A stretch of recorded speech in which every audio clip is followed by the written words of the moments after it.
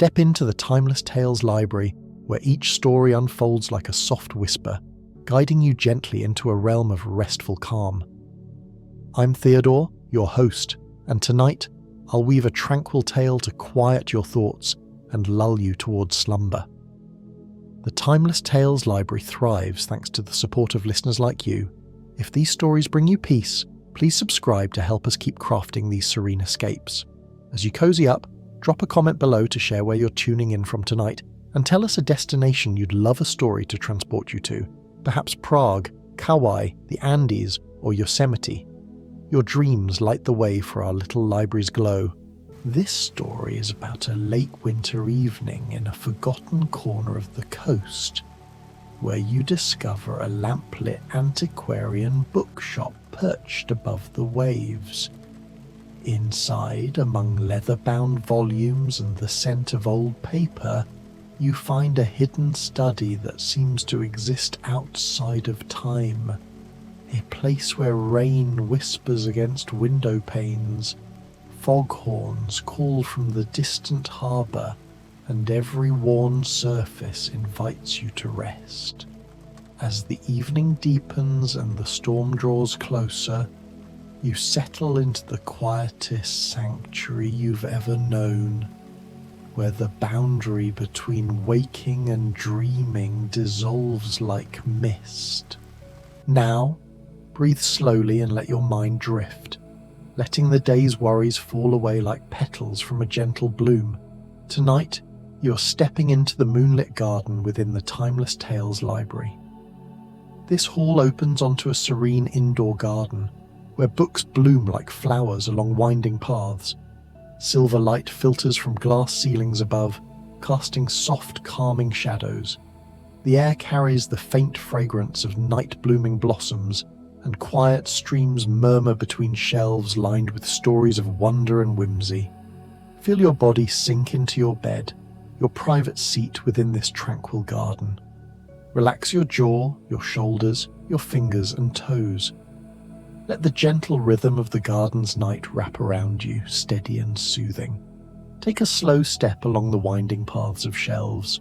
Let the stories of the moonlit garden drift into your imagination, carrying you gently into peace, curiosity, and dreamlike calm. Old Books and Distant Foghorns, a Seaside Antiquarian study sleep tale. You arrive at the bookshop just as the afternoon is fading into evening, that particular hour when the light turns soft and golden, filtering through the salt-hazed air of the coast. The street is narrow and cobbled, winding down toward the harbour where masts sway gently against a sky turning the colour of pearl and lavender. You've been walking for a while, though you can't quite remember when you started or why you chose this particular route through the old town. The shop appears before you almost unexpectedly, tucked between two weathered stone buildings that lean toward each other like old friends sharing secrets. The sign above the door is hand-painted in faded gilt letters, Maritime Books and Curiosities. Beneath it, a smaller notice reads Est, 1847. The windows are deep set and mullioned, their thick glass rippling with age, and through them you can see the warm glow of lamps illuminating towers of books that reach toward shadowed ceilings. A small brass bell chimes softly as you push open the heavy wooden door, its sound clear and welcoming. The scent that greets you is immediate and enveloping. Old paper and leather, beeswax and dust, with underneath it all the faint tang of the sea. It's a smell that seems to slow time itself, that makes your shoulders drop and your breathing deepen without conscious thought. Inside, the shop stretches back farther than seems possible from the street. Shelves line every wall from floor to ceiling, packed with volumes in every size and state of preservation. Some are bound in cracked leather the colour of chocolate or wine, their spines stamped with gold that has tarnished to a soft gleam. Others are more modest, cloth-covered and sun-faded, their pages rough-cut and yellowing. There are nautical charts rolled and tied with ribbon, framed maps of coastlines that no longer exist, and glass-fronted cases displaying ships' logs written in copperplate script. The floorboards creak gently beneath your feet, old wood that has settled into its place over more than a century. Each board is slightly uneven, worn smooth by countless footsteps, and walking across them is like moving across the deck of a ship at anchor. A gentle reminder that you're never quite still when you're this close to the water. No one seems to be minding the shop.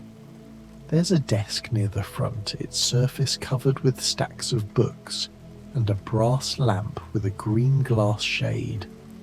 But the chair behind it is empty. A small sign propped against a brass scale reads, "Please browse freely." And so you do. You move deeper into the shop, drawn by curiosity and the peaceful atmosphere that seems to muffle the sound of the street outside. Here a narrow staircase winds upward, its banister smooth beneath your hand.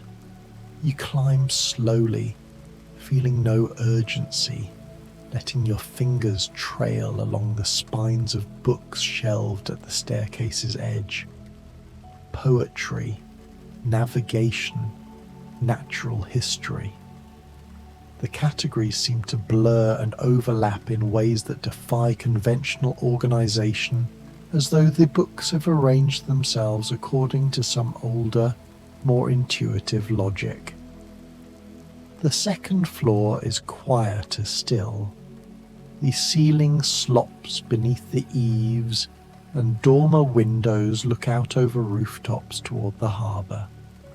You can see the water from here, a wide expanse of grey-blue stretching to the horizon, stippled with the first soft drops of rain that have just begun to fall. The light is growing dimmer now, the sky deepening from pearl to silver to something darker, and lamps throughout the shop are beginning to glow more brightly in response. At the far end of this upper floor, almost hidden behind a particularly tall shelf of maritime atlases, you notice another door. It's narrower than the others, painted a soft shade of blue-grey that matches the sea outside, and it stands just slightly ajar. Warm light spills through the opening, and you catch the scent of something new. Wood smoke, perhaps, and the faint suggestion of tea. You approach slowly, not wanting to intrude, but drawn forward nonetheless. The door opens soundlessly at your gentle push, and you find yourself looking into a room that takes your breath away. It's a study, small and perfectly proportioned, occupying what must be a corner turret of the building. 3 of its walls are lined with books from floor to ceiling, but the 4th wall is almost entirely windows, tall casements that curve slightly to follow the turret's round shape. Beyond the glass, the view opens onto the harbour and the sea beyond, now beginning to blur as the rain falls more steadily, creating patterns on the window panes that catch and scatter the lamplight. The room is furnished with evident care but without pretension. There's a deep armchair upholstered in worn green velvet, positioned to face the windows, with a footstool drawn up before it. A small table stands beside the chair, its surface just large enough to hold a teacup, a pair of reading glasses, and a book left open and face down as though someone has just stepped away for a moment. Against one wall, between the bookshelves, a narrow fireplace holds a small fire that burns with steady, quiet flames, filling the room with gentle warmth and the clean scent of burning apple wood. More lamps are scattered throughout, a brass floor lamp arcing over the reading chair, smaller lamps on the shelves casting pools of honey-coloured light across the book spines. The overall effect is of a place held in amber, suspended outside the regular flow of time, waiting patiently for something or someone. The rain is audible now, a soft percussion against the windows and the slate roof above. It's not a heavy rain, nothing harsh or demanding, just a steady, gentle presence that seems to wrap the room in an additional layer of quietness and privacy. And beneath the rain, so faint you almost miss it at first, comes the sound that gives this place its particular character. The distant, melancholy call of a foghorn from somewhere out in the harbour. It's a sound that seems to come from very far away, muffled by rain and distance, a low note that rises, holds, and fades, then silence. Then, after a long moment, it comes again, patient, rhythmic, like the breathing of some vast, gentle creature keeping watch over the sleeping sea. You step fully into the room, and somehow you know, without needing to be told, without any sense of trespassing, that this space is meant for you, that it has been waiting for you, perhaps for a very long time. The thought should be strange, but instead it brings a deep sense of rightness, of homecoming, as though you've finally arrived at a destination you didn't know you were seeking. You move to the windows first, drawn by the view. The rain is coming down more steadily now, and the harbour below is softening into an impressionist painting, the boats becoming suggestions of shape and colour, the water a shifting grey mirror that reflects the clouded sky. The masts sway gently, almost imperceptibly, and here and there a light glows golden in a cabin window or on a dock. Farther out, where the harbour opens to the sea, you can just make out the smudged shape of the lighthouse on its rocky promontory, its lamp beginning to sweep the gathering dusk. The foghorn sounds again, and you feel it as much as hear it, a low vibration that resonates in your chest, in the old glass of the windows, in the very walls of this ancient building. It's a lonely sound, perhaps, but not a sad one. Rather, it speaks of vigilance and care, of safe harbour and guidance through the darkness. It's the sound of someone keeping watch so that others may rest. You turn from the window and let your gaze move around the room, taking in the details that make it so perfectly, impossibly welcoming. The books are old, as you'd expect in such a place, but they're arranged with clear affection. Here are volumes on tides and currents, on the migrations of seabirds, on the poetry of lighthouse keepers and the journals of Arctic explorers. There are novels too, seafaring tales certainly, but also gentler stories, books about quiet lives lived in small coastal towns, about gardens and weather and the changing seasons. On one shelf, a collection of objects serves as bookends and punctuation. A piece of sea glass in pale green, worn smooth by waves. A small brass compass in a wooden case. A photograph in a silver frame showing a three-masted ship under full sail. A perfect spiral shell that whispers of the sea when held to the ear. The fire crackles softly, settling into itself, and you realize how tired you are. Not unpleasantly so, not the exhaustion that comes from stress or difficulty, but rather the gentle tiredness that follows a long walk in clean air, the kind that makes rest feel like the most natural thing in the world. The armchair waits. You move toward it slowly, trailing your fingers along the spines of books as you pass, feeling the different textures of leather and cloth, the raised lettering of titles embossed in gold. Some of the books are warm to the touch, heated by the nearby fire. Others are cool and smooth, holding the temperature of the winter air outside. When you sink into the armchair, it receives you like an embrace. The velvet is soft beneath your hands, worn smooth in places but still plush and welcoming. The cushions yield just enough, supporting you perfectly, and you find yourself settling deeper, your body remembering what it means to truly rest. The footstool is positioned exactly right, and when you lift your feet onto it, you feel your legs relax completely, all the small tensions of walking and standing simply flowing away.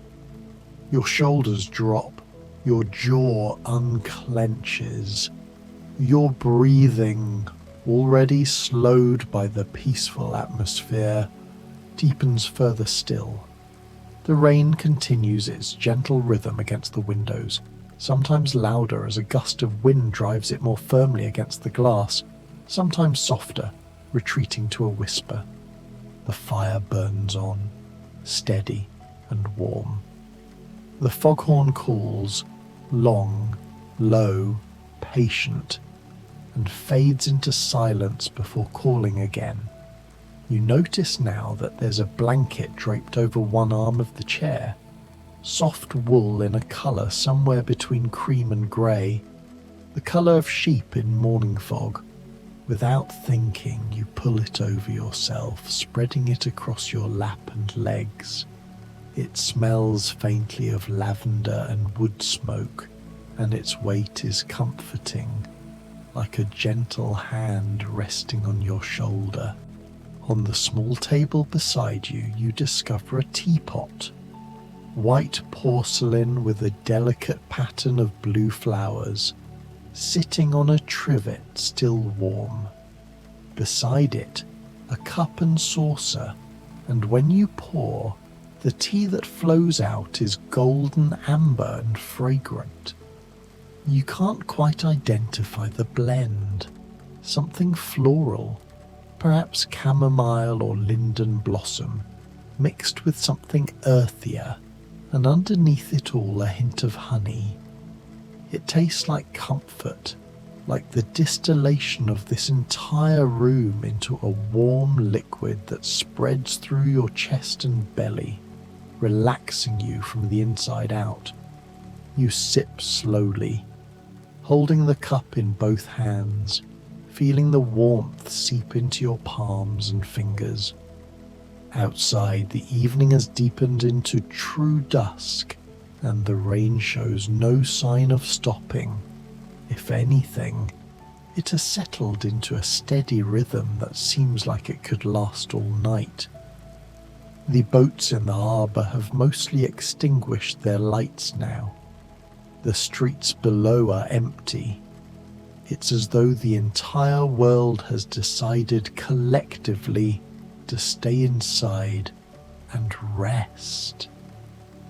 The book that was left on the table catches your eye, the one that someone had been reading left open and face down. You set your teacup aside and pick it up carefully, curious to see what sort of story belongs in a room like this. The pages are soft with age, slightly yellowed but clean and unmarked. The text is set in a typeface that speaks of another era. Elegant serifs, generous spacing, wide margins. You turn to the beginning of the chapter that had been marked and find yourself reading about a sailor who, after years at sea, retires to a cottage by the shore where he tends a small garden and watches the seasons change. There's no drama to the story, no conflict or crisis, just the gentle observations of a man who has finally found peace, who measures his days by the blooming of roses and the arrival of migrating birds. The prose is simple and clear, almost transparent, the way a tide pool at dawn is transparent. You can see every grain of sand, every fragment of shell, every slow pulse of anemone. Yet the water itself is barely there, only a trembling lens that makes the world beneath it more vivid. You read slowly, not because the sentences are difficult, but because each one asks to be tasted, held in the mouth like a sip of something rare and slightly salted. The words settle into your mind the way snow settles on a dark hedge, quietly, evenly, until the shape of your thoughts is softened and brightened at once. After only a few pages, your eyelids grow heavy, not the irritable, gritty heaviness of a sleepless week in cities, but the pleasant, honeyed kind that arrives after a long walk in cold air, the kind that feels like a promise rather than a defeat. Sleep is not yet demanding entrance. It is simply waiting in the hallway, patient as an old dog, ready to pad in whenever you open the door. You close the book. No need for a bookmark. You know you will find the page again without trying, and let your head sink into the worn hollow at the top of the chair. The cushion there has been shaped by countless heads before yours, a gentle depression that fits you as though it has been waiting decades for this exact angle of skull and neck. Above you, the ceiling beams are the colour of bittersweet chocolate, hand-hewn, scarred by ads and time, carrying faint traces of ancient smoke. Between them, the plaster is the soft cream of candle wax left in sunlight, and the lamplight pools there like warm milk. Every time the fire shifts, the shadows between the beams breathe, lengthening, shortening, swaying like kelp in a slow current. The rain has found its perfect cadence now, neither hurried nor languid, simply inevitable. It is the sound a mother's heartbeat makes inside the womb, a steady, enveloping presence you stopped noticing long ago yet never stopped needing. It taps on the roof tiles, murmurs in the copper gutter, hisses softly where it meets the hot chimney pot. Underneath it all, the foghorn keeps its ancient appointment with the dark. One low, round note every 33 seconds. You have stopped counting, yet your body counts for you, a subtle relaxation arriving each time the sound rolls in across the water like a slow wave across a night beach.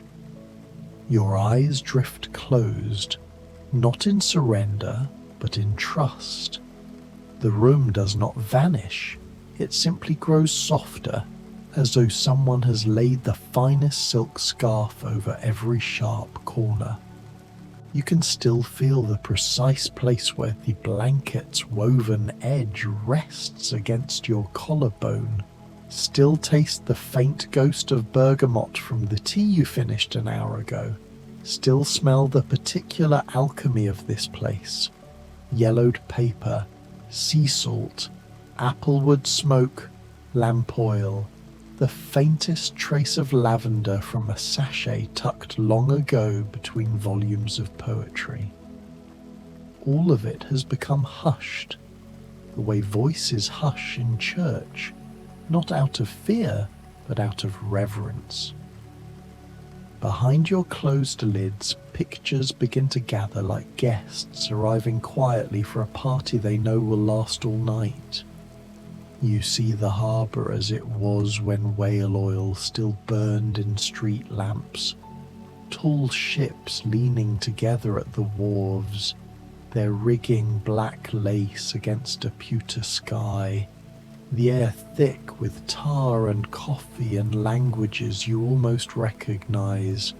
You see a woman in a navy cloak lighting the great lamp at the top of the lighthouse, her skirt whipping in the wind, her face calm with the certainty of those who keep promises to strangers they will never meet. You see the bookshop's first owner, an old sailor turned bookseller, sitting at the very table you leaned against earlier, polishing a brass sextant while rain drums exactly like this on the roof, humming a tune without words because all the words he needed were already printed and bound and waiting on his shelves. None of these images ask to be remembered or understood. They simply drift across the private sky of your mind the way clouds drift across the moon, luminous, weightless, temporary. Some part of you knows they are not your memories, yet they fit inside you as though your soul has always had an empty room set aside for them. Time loosens. It may be minutes or hours. The rain does not care. The fire does not care. The foghorn measures something far older than clocks. At some point the flames sink to a nest of rubies. Then, without any sense of anyone having tended it, the fire breathes itself back to steady gold, as though the house itself knows exactly how much warmth a tired traveller requires, and refuses to give either too little or too much. When your eyes open again, it is only because some small, unhurried part of you wants one more look before letting go entirely. The windows have turned into living paintings, raindrops catching the lamplight and sliding down the panes like slow golden beads, each one briefly becoming a tiny lantern before it joins the rivulets racing toward the sill. Beyond the glass, the harbour lights are blurred into soft pastels, amber, rose, the occasional cold blue of a boat's running light, floating in the wet dark like paper lanterns on a midnight river. True night has arrived, the kind of darkness that feels ancestral, the darkness oceans knew before continents bothered to exist. You think without urgency about the sea itself. Out there past the stone arms of the breakwater, it is breathing in long, slow breaths that began somewhere off the coast of Portugal or Senegal, or perhaps the lip of the Antarctic shelf. Each wave carries the memory of every shore it has ever touched, every moon it has ever answered to. It does not care whether you succeed or fail, whether you are loved or forgotten. It simply is, vast and humming and older than regret.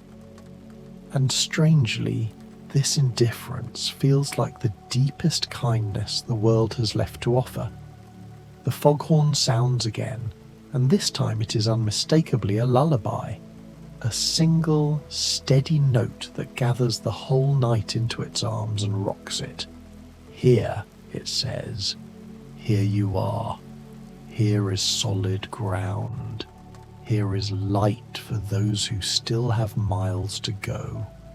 Here you may lay down every sharp thing you have been carrying, and no one, not even you, will ask you to pick it up again tonight. Your body melts. There is no other word for it. The boundaries between chair and bones, between blanket and skin, between heartbeat and rainbeat dissolve until you're simply a soft warmth held inside a larger softness. Each breath is now a tide, slow enough to drown in gently. In, pause, out, pause. The way the sea itself breathes against the foot of the cliff below the town. The fire has settled into perfect embers, coals the colour of pomegranate seeds pulsing under grey ash, giving off a heat so even it feels like the room's own bloodstream.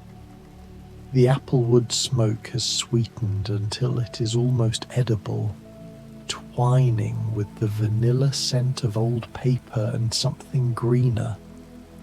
Perhaps the ghost of ivy that once grew up the outside wall and left its memory in the plaster. Your gaze, lazy and fond, travels the room one last time. Every shelf is a small continent of stories. Every object, a chipped enamel mug, a whalebone letter opener, a bowl of sea glass, has been chosen not for display but for use, for comfort, for the quiet pleasure of hands that loved beautiful things. This is not a room that performs hospitality. It simply is hospitable, the way certain dogs or certain grandmothers are hospitable, by existing in such a way that you immediately understand you may stay forever if you wish. And in that moment, without drama, without announcement, something inside you whispers yes. Yes, you were meant to be here tonight. This chair was keeping its shape for you. These books were waiting to breathe their paper breath across your face. This rain was sent to wash the road dust from your soul.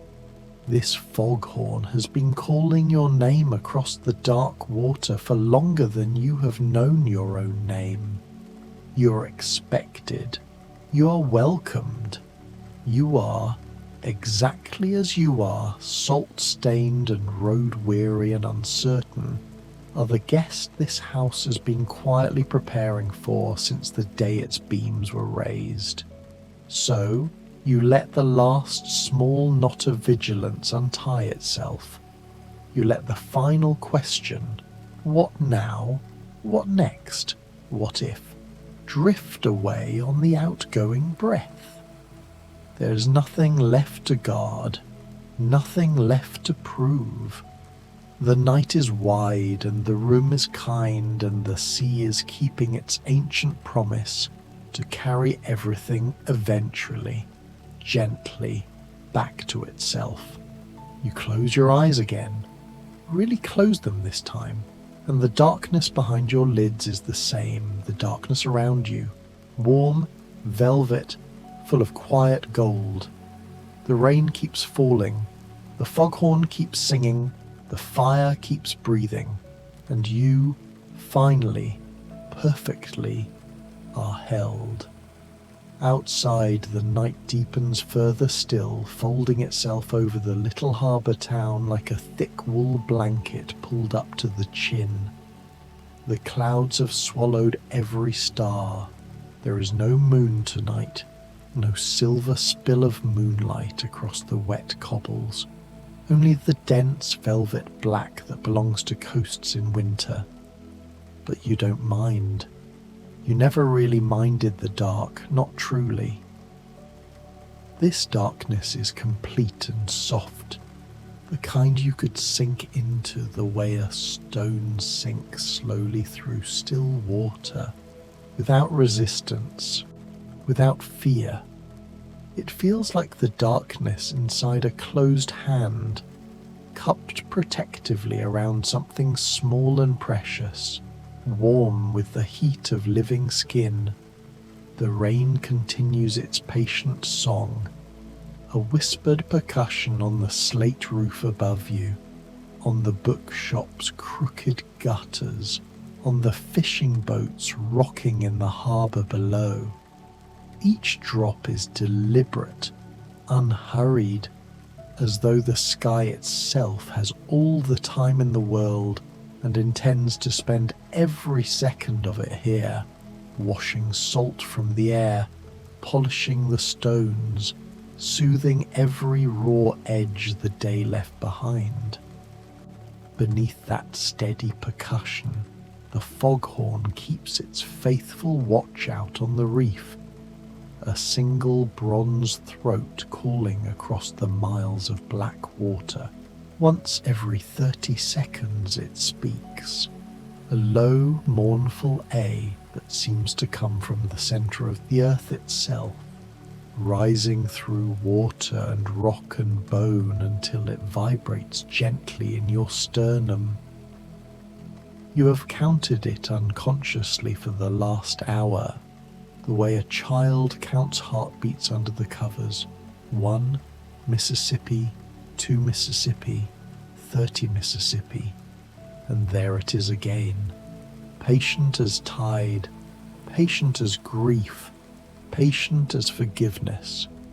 Your eyes drift closed again, and this time you don't fight it. Don't try to stay alert or aware the way you have for so many nights in so many other places. Train stations at 3 a.m, airport lounges that smelled of disinfectant and panic, the thin, restless sleep of cheap motels where the walls pressed in and every car door slam sounded like someone coming for you. At last. There is no reason to fight tonight.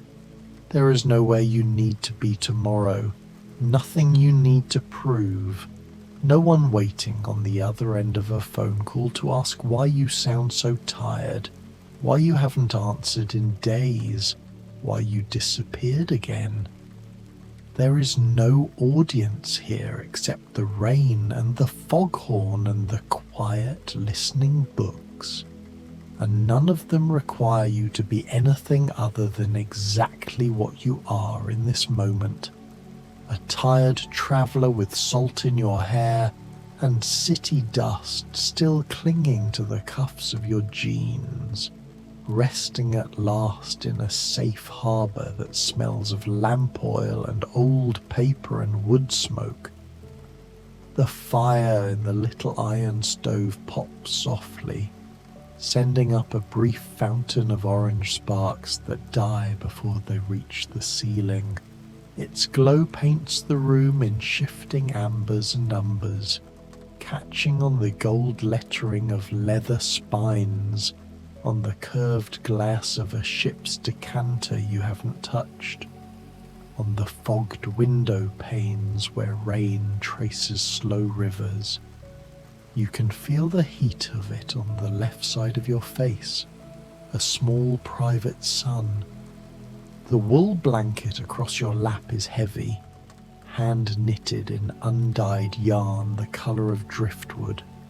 Someone long ago sat in this same chair and worked those stitches while the same rain fell and the same foghorn called. The thought should feel eerie, but instead it feels like company. The last thing you're aware of before sleep takes you gently in its arms, the way a mother lifts a child who has fallen asleep mid-sentence, is the foghorn sounding one more time across the water. The note rises, low and steady and infinitely patient, swelling until it fills every corner of the night. For one suspended moment it holds everything: the rain's silver needles, the fire's quiet heartbeat, the room with its leaning towers of books, the harbour asleep under its cloak of mist, the wide black sea breathing beyond the breakwater, the small tired shape of yourself curled in the sing-back chair. And then it fades slowly, slowly, the way daylight fades at the end of a good day, the way a goodbye lingers in the air long after the door is closed. And in that fading note, you let go. You feel it happen, actually feel it. The small knot between your shoulder blades unclenches. The clenched place in your belly unfurls like a night-blooming flower. The jaw you've carried tight for months softens. You stop listening for footsteps on the stairs that will never come. Stop waiting for the phone that will not ring. Stop bracing for the next disaster. You simply rest. The chair cradles every aching joint the way good chairs do when they have held 1,000 weary bodies. The blanket weighs your legs with gentle gravity that feels benevolent instead of crushing. The rain becomes a lullaby in a language older than words, and somewhere in the last lit corridor of your mind that doesn't quite turn off even in deepest slumber, a quiet voice, maybe your own, maybe the bookshop's, maybe the sea's, whispers that you are safe, that you are held, that for once you do not have to hold everything together by sheer force of will. You are home, even if only for tonight, even if home is a single lamplit room above a shop that might vanish by morning like Brigadoon. The night stretches out before you, long and peaceful and entirely yours, measured not in minutes but in the slow drip of water from the eaves, in the patient heartbeat of the foghorn, in the occasional sigh of the fire settling deeper into itself. And you sleep deeply and well, dreamlessly at first, and then with the kind of dreams that feel like memories from a life you haven't lived yet, walking barefoot along a dawn beach with gulls crying overhead, opening a door into a house full of light and the smell of coffee, being met with a smile that says, without words, you made it, you're here, stay as long as you need. The rain falls, softer now, almost tender. The foghorn calls, steady as ever. The fire glows down to a nest of rubies. The sea breathes its slow, salt breath against the harbour wall, and you rest, surrounded by all the gentleness the world can still offer when it chooses to. A circle of lamplight in the vast dark, an armchair shaped to the curve of a human back, a blanket that remembers every body it has ever warmed, shelves upon shelves of stories waiting patiently for morning fingers. This place, this tiny bookshop clinging to the edge of the continent, may exist only for moments like this, when someone who has forgotten how to stop walking finally does, when someone carrying a lifetime of almosts and not quites lays their burden down on a faded Persian rug and exhales a breath they didn't know they were holding for years. The beams overhead have held that exhale before. They know how to hold it now, and so you do. Sleep well, traveller.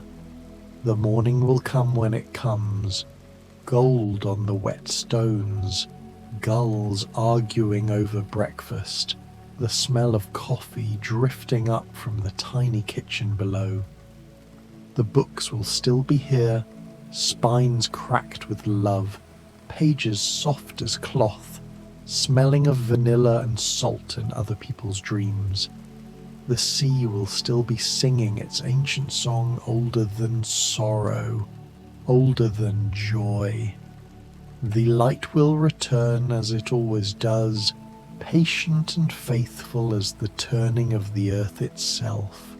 But for now, for this long, perfect parenthesis of a night, there is only rest and rain and the distant foghorn keeping its watch while you dream whatever dreams are waiting to find you at last.